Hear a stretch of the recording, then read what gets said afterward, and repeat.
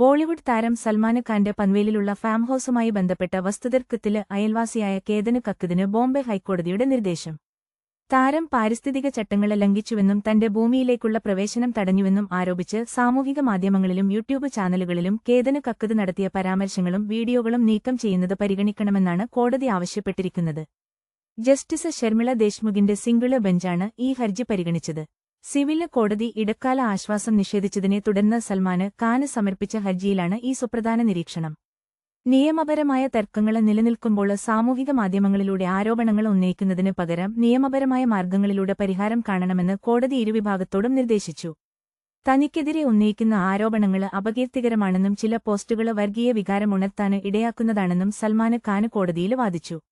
1222 ജനുവരിയിലാണ് സൽമാന് ഖാന് ആദ്യമായി നിയമനടപടികളുമായി മുന്നോട്ടു പോയത്. ഇത്തരം കാര്യങ്ങൾക്കായി കോടതിയുടെ സമയം വിനിയോഗിക്കരുതെന്ന് വ്യക്തമാക്കി കോടതി കേസ് പരിഗണിക്കുന്നത് തുടരുകയാണ്. കൂടുതൽ വാർത്തകളും വിശേഷങ്ങളും തത്സമയം അറിയാന് ഞങ്ങളുടെ ചാനൽ സബ്സ്ക്രൈബ് ചെയ്യുക.